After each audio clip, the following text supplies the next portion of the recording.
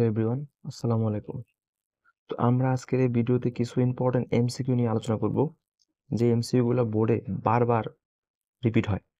এই এমসিকিউ গুলো এসসি এবং এসএসসি উভয়ের জন্য মোস্ট ইম্পর্টেন্ট। তো এগুলো ডাইনিভাবে না থেকে একদম ডাইরেক্ট মুখস্থ করে ফেলতে হবে। এগুলো এতবার আসছে যা বলার বাইরে। তো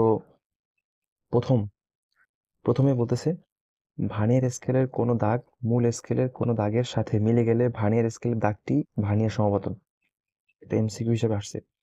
দ্বিতীয়টি, ভার্নিয়ার স্কেলের সাহায্যে সর্বনিম্ন 0.1 মিলিমিটার পর্যন্ত মাপা যায়। ভার্নিয়ার স্কেলের সাহায্যে সর্বনিম্ন 0.1 মিলিমিটার মাপা যায়। আচ্ছা, 1 micrometre is equal to 10⁶ picometre. তারপর এসি বিদ্যুৎ প্রবাহ ডিসি বিদ্যুৎ প্রবাহ থেকে 5 গুণ বেশি ক্ষতি করে। এসি বিদ্যুৎ প্রবাহ ডিসি বিদ্যুৎ প্রবাহ থেকে 5 গুণ বেশি ক্ষতি করে। প্রোটন ও নিউট্রনের ভেতরে সবল নিউক্লিয় বল কাজ করে। প্রোটন ও নিউট্রনের ভিতরে সবল নিউক্লিয় বল কাজ করে। বিজ্ঞানী বিশ্ব ব্রহ্মাণ্ডের 4% ব্যাখ্যা করতে পেরেছেন। শুধু বিদ্যুৎ চুম্বকীয় বল আকর্ষণ বিকর্ষণ করতে পারে। শুধু বিদ্যুৎ চুম্বকীয় বল আকর্ষণ বিকর্ষণ করতে পারে। চাকার বৃত্তাকার আকৃতি ঘর্ষণ বলকে ন্যূনতম পর্যায়ে নিয়ে যায়। চাকার বৃত্তাকার আকৃতি ঘর্ষণ বলকে ন্যূনতম পর্যায়ে নিয়ে যায়। শব্দের প্রতিধ্বনি ব্যবহৃত হয় একমাত্র রাডারে। শব্দের প্রতিধ্বনি একমাত্র রাডারে ব্যবহৃত হয়। দাঁত এবং কিডনির পাথর অপসারণ করতে শব্দোত্তর শব্দ ব্যবহার করা হয়। সাধারণ আয়নায় প্রতিধ্বনি ডান বাম অবিকৃত রাখতে হলে দুইটি আয়নাকে 90 ডিগ্রি কোণে রাখতে হবে। মাস্ট ডান বাম অবিকৃত রাখতে হলে দুইটি আয়নাকে অবশ্যই 90 ডিগ্রি কোণে রাখতে হবে। নিউটন বস্তুর ভর বল গতির মধ্যে 3টি সূত্র দিয়েছেন।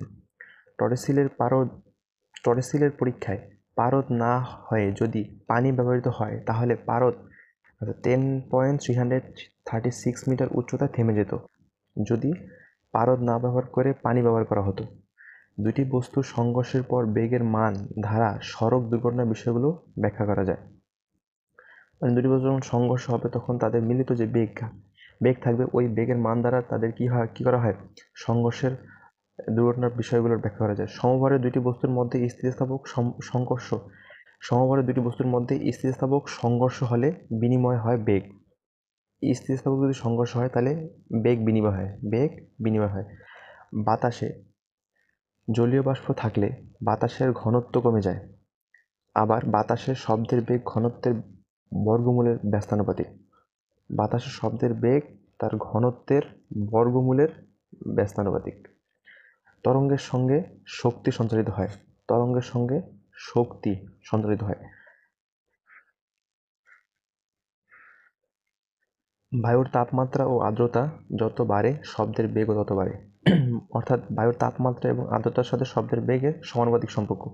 তাপমাত্রা আর্দ্রতা শব্দের বেগের সমানুপাতিক, যেটা এখানে বলা হয়েছে। তাপমাত্রা বেগ আর্দ্রতা বাতাসের ঘনত্বের ব্যস্তানুপাতিক। তাপমাত্রা বেগ আর্দ্রতা বাতাসের ঘনত্বের ব্যস্তানুপাতিক, কিন্তু এখানে আবার বেগটা বাতাসের ঘনত্বের বর্গমূলের ব্যস্তানুপাতিক। ওজন চাপের সমানুপাতিক। W সমানুপাতিক P। অ্যামিটারের রোধ কম, ভোল্টমিটারের রোধ বেশি। এটা মাস্ট মনে রাখতে হবে, এটা অনেক ইম্পর্টেন্ট। অ্যামিটারের রোধ কম, ভোল্টমিটারের রোধ বেশি। বাতাসের মূল উপাদান নাইট্রোজেন, এটা অনেক জায়গায় আসছে। যার তরঙ্গ দৈর্ঘ্য কম তার প্রতিসরণ বিক্ষেপণ বিচ্যুতি প্রবৃত্তি বেশি। অর্থাৎ তরঙ্গ দৈর্ঘ্যের সাথে প্রতিসরণ বিক্ষেপণ বিচ্যুতির সম্পর্ক ব্যস্তানুপাতিক।